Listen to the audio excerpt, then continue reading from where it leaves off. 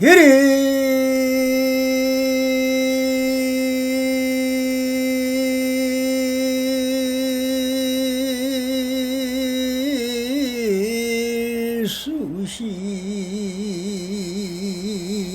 수심은 천재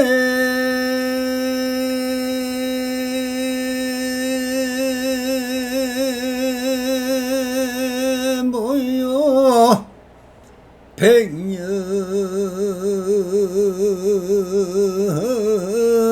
탐물은 일조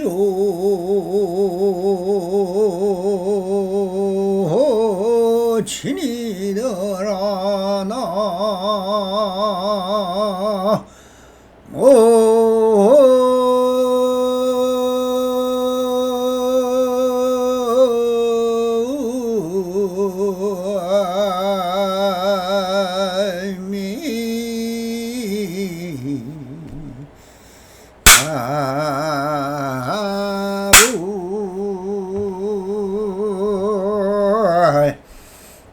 반갑습니다. 시방먹기 편만하신 우리 불보살님들과 오늘도 이렇게 불불상응하옵니다.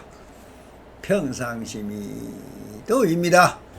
언제나 안심민명하시어서 본불몰락하옵소서.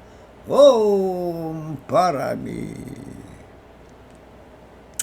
언제나처럼 조사선 사가로 임계록 제8편 두번째 달라 마음법을 문자 가운데서 찾지 말라 하는 주제로 우리 부처님들과 함께 이 본문을 따라 한번 그 현기가 어디에 있는지를 같이 한번 탐색을 해보도록 하겠습니다.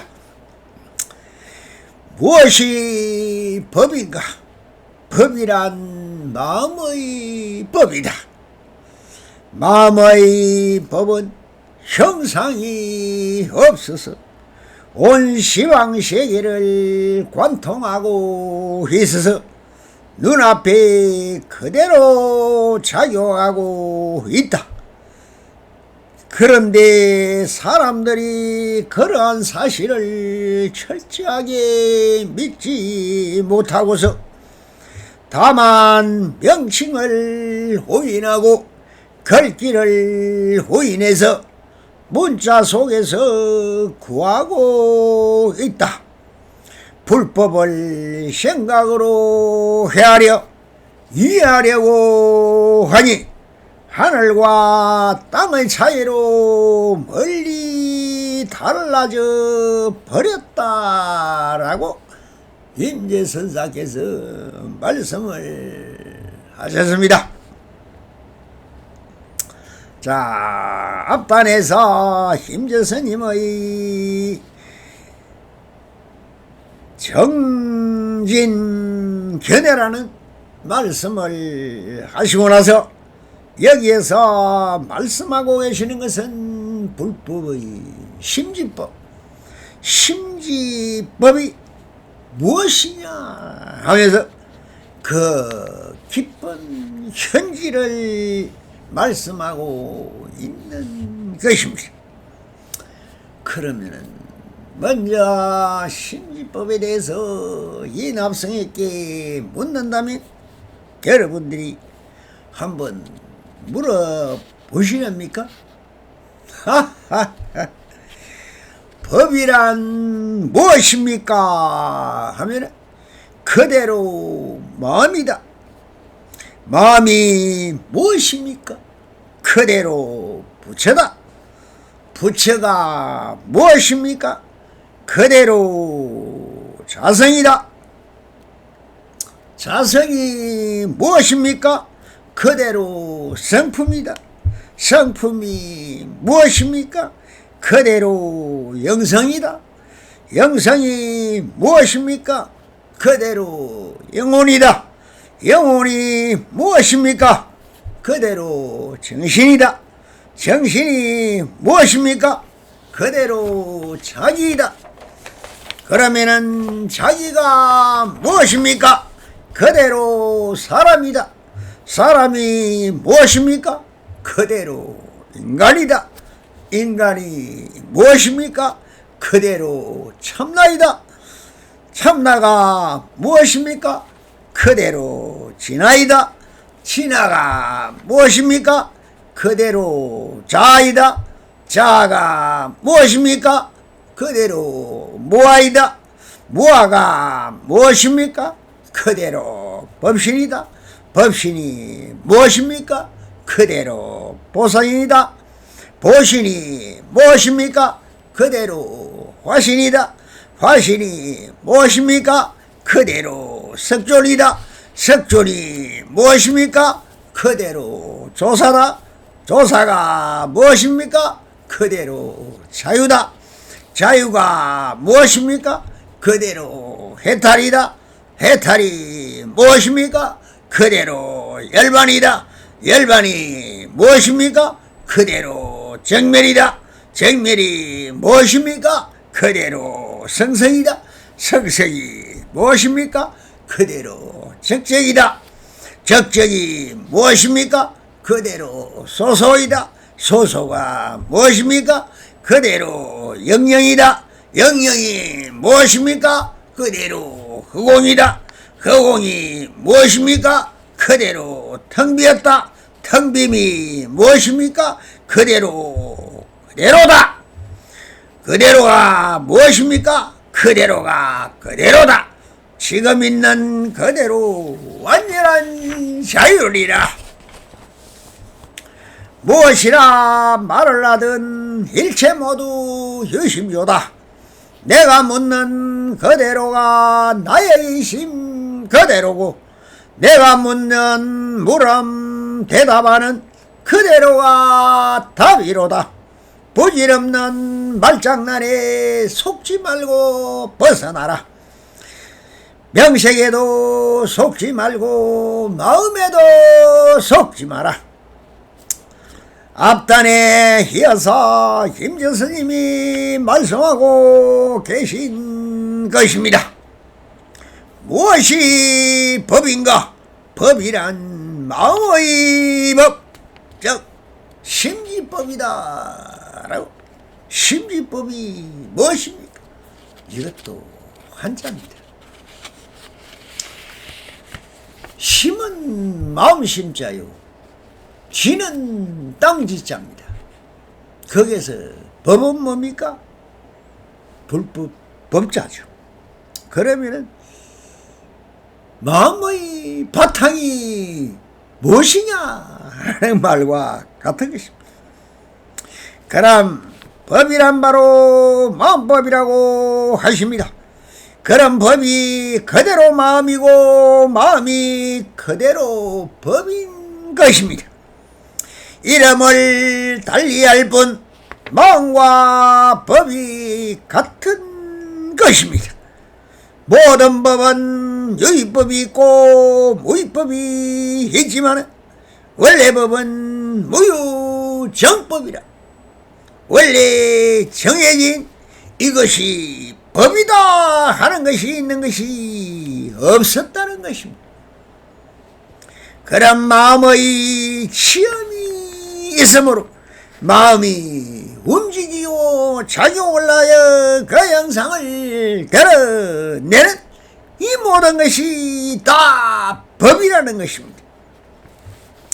그러니 법과 마음은 하나이면서 둘이고 둘이면서 하나인 것입니다. 그러나 마음이든 법이든 이 신법은 일정한 형식이 없습니다. 정안을 갖춘 부처나 조사라는 이 마음을 보려야 볼 수가 없습니다. 부처나 조사라도 이 마음을 보려야 볼 수 없는데 어떤 사람이 이 마음자리를 볼 수 있겠습니까? 그래서 임재 스님도 또 이렇게 말씀을 하십니다. 마음의 법은 형상이 없어서 온 시황세계를 관통하고 있어서 눈앞에 그대로 작용하고 있다. 그런데 사람들이 그러한 사실을 철저하게 믿지 못하고서 다만 명칭을 오인하고 글귀를 오인해서 문자 속에서 구하고 있는 멍청하다라고 하고 계십니다. 또한 이 마음법은 저 무궁무진한 시방법계를 관통하는 동시에 목전에 현존하여 생생하게 작용하고 있습니다. 마음법이라는 것이 조금만 사람 몸뚱이 속에서 갇혀있는 것이 아닌 것입니다. 시방법계를 관통하고 일체 중생 각각의 재물 보살의 대기 대용이 다 현존되어 참으로 부처와 조사를 살리고 죽이는 것을 차유차제로 한다는 것입니다. 그러나 미혹한 중생들이 이것을 믿지를 못하고 명구라는 것은 이름과 글자의 구절에 눈을 빼앗겨 문자 가운데서 불법을 헤아리기 때문에 마음을 깨치지 못하고 천지 형극이라 하늘과 땅 사이의 간격만큼이나 벌어지고 만다고 하고 있는 것입니다. 그럼 이 마음이라는 것은 본시 형체가 없지만은 온 시방세계에 두루하고도 남는 동시에 대기내용을 목전해서 지금 이렇게 소리쳐 외치고 있지 않습니까? 이렇게 현존하여 살화를 차지하고 있는 것입니다. 그렇지만 그것을 믿지 못하고 알지 못하고 서지 못한 채 공연히 이름이나 말만 쫓으면 문자 가운데 불법이 있는가 여기고 자꾸 밖에서 구하고 있다는 재지로 임재 스님이 말씀을 하고 계신 것입니다. 선이나 교나 온갖 이론을 전개하면서 그것이 불법하고는 정말 천지 형격으로 어긋나 버린다는 것입니다. 그러니 저 팔만대장경 속에서 불법을 구하려는 하는 것은 얼음 속에서 불을 구하는 것과 마찬가지인 것입니다. 얼음 속에 무슨 불이 있겠습니까? 문자 가운데서 불법을 구하는 것은 얼음 속에 불을 구하는 것과 똑같아서 어리석은 짓인 것입니다. 여러분들이 산산을 찾아 부처를 찾는 것과 똑같이 어리석은 짓이라는 임재선인같이 참으로 진정연애를 성취하고자 한다면 자기 마음을 바로 깨치고 자성을 바로 보아야 할 것입니다. 그래서 이렇게 마루구를 날립니다. 불법 불법을 생각으로 헤아리고 이해하려고 하니 하늘과 땅의 차이로 멀리 달라져 버렸다 라고 임재선사께서 정말 험하게 꾸짖고 계십니다. 오직 마음을 일으키는 의식이 문제가 된다고 봐야 하는 것입니다. 모든 법을 구하는 것은 옛날의 경우를 본다면 우리가 잘 아는 애와 같이 법을 구하기 위하여 산을 넘고 물을 건너 중국으로 인도로 숱한 고난을 겪으면서 법을 구하러 갔습니다. 가서 돌아오지도 못하고 객사한 사람도 부지기 수죠. 그럼 법이란 마음의 법이고 마음의 법이란 그대 자신인 것입니다.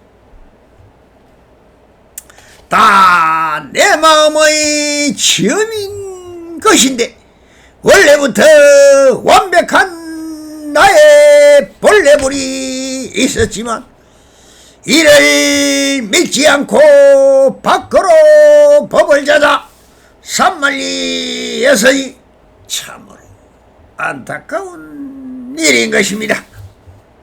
원래는 한 걸음도 옮길 필요도 없이 본래 본불이 나 안에 구족하여 있었다는 것을 석가모니 부처님이 깨닫고 나서 뭐라고 말씀을 하셨습니까? 내가 쇳배를 보고 깨달은 것이 아니라 구엄것부터 이미 깨달아 있음을 이제야 알은 것이다 라고 하셨습니다. 여러분들 다 깨달아 있다는 것이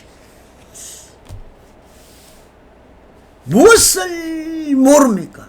무엇을 할 줄 모릅니까?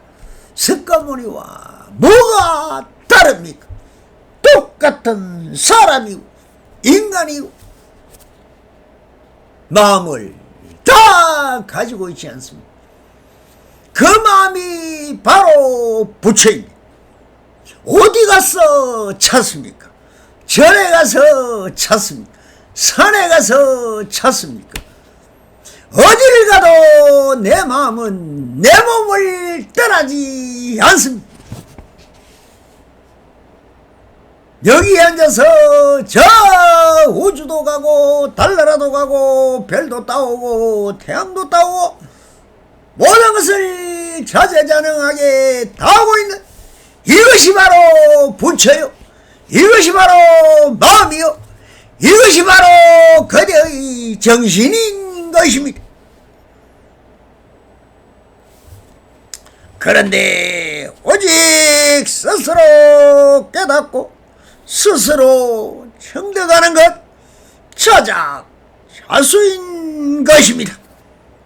이것이 불조가 법을 구하는 수행이었던 것입니다. 설산 6년 동안 고행수행을 하여서나 부질없는 짓을 알고 모욕을 몸을 단정히 한 후에 푹신한 보리수 나무 아래 풀을 깔고 앉아서 이제 내가 마음을 깨치지 못한다면 열반에 들겠다 하면서 앉아서 일주일이 될 때 새벽에 떠오르는 삼태성의 밝은 별빛을 보고 그래 언제나 별빛은 저기에 있었고 저것을 볼 수 알고 저것이 별인 줄 아는 것이 나의 마음인데 어디 가서 마음을 찾는단 말이고 원래부터 내가 깨달아 있음을 이제야 알았다 하며 바로 견성도로를 하였던 것이. 또 우리가 조사선에서 모든 깨달은 분들을 보면은 우리가 그렇게 존경하는 원호스님을 한번 보십시오. 원호스님과 의상스님이 신라 때 함께 법을 구하려 중국으로 가시다가 원호스님이 캄캄한 동굴에서 하루 저녁을 자다가 목이 말라 물을 잤다 손에다가 물이 담겨진 무엇인가를 마셨는데 물맛이 너무나 시원하였습니다. 자, 밤은 가고 날이 밝아오자 눈을 뜨고 햇불 살피다 어젯밤에 내가 마신 물그릇에 물이 물그릇에 담힌 물이 아니라 해골 바가지에 고인 물인 것을 확인하고는 구토가 나오고 먹었던 물을 토해 내리고 구역질을 하고 하니 어젯밤에 그렇게 맛있게 먹었는데 이 물이었지 해골에 있는 썩은 물이었단 말인가 하면서 참 나도 둔하고 둔하지 어찌 해골을 구분을 못했단 말이오. 그런데 캄캄한데 어두운 밤에 그냥 잠결에 더듬어 마신 게 그게 해골인 줄 어떻게 알겠습니까? 그런데 날이 밝아 보니 해골을 보는데 왜 구토가 날까요? 물은 어제 밤에 먹었는데 구토가 나고 구역질을 하고 아이고 토해낼 거라고 저 썩은 물을 먹어서 이러고 있는 이 미친 짓이 하는 게 아니 도대체 니는 미친놈도 아니고 지금 뭐하고 있느냐. 물은 어제 먹은데 그렇게 시원하고 맛있는 그러면 된 거예요. 그거를 옛날 기억을 더듬고 지금 해골을 보는 순간에 차별이 벌어졌어. 이것을 가지고 내가 썩은 물을 먹었다는 생각, 번뇌망상이 튀어나오면서 내가 구역질을 한다. 여기에서 착 깨닫는 게 뭐냐? 마음의 장난이다. 내 몸은 지금 아무렇지도 않지 않냐. 어제 그렇게 맛있게 정말 꿀같이 먹었는데 왜 지금 해골 바가지라는 걸 보고 느끼고 감각하여 그것을 가지고 거물을 토해내려고 하느냐. 이것이 마음이 이렇게 장난을 치고 있다는 것을 알고는 척 일체가 유심조니라. 그래 바로 마음의 장난이었다 하면서 한 소식 하였어. 그리고 의상대사 보고 자네는 중국 갔다 오시게 나는 중국 갈 필요 없이 다 법을 얻어버렸네 하고는 돌아서서 왔습니다. 그렇게 중국으로 가시다가 원호대사가 캄캄한 동굴에서 하루 저녁을 자다가 목이 말라 물을 쳤다. 손에다 물이 담겨진 무언가를 마셨는데 물이 너무나 시원하였다. 날이 밝아오자 눈을 뜨고 옆을 살피다 어젯밤에 내가 마신 물그릇에 물이 해골바가지에 고인 물인 것을 확인하고 구토가 나오고 먹었던 물을 토해내려고 구역질을 하고 있다.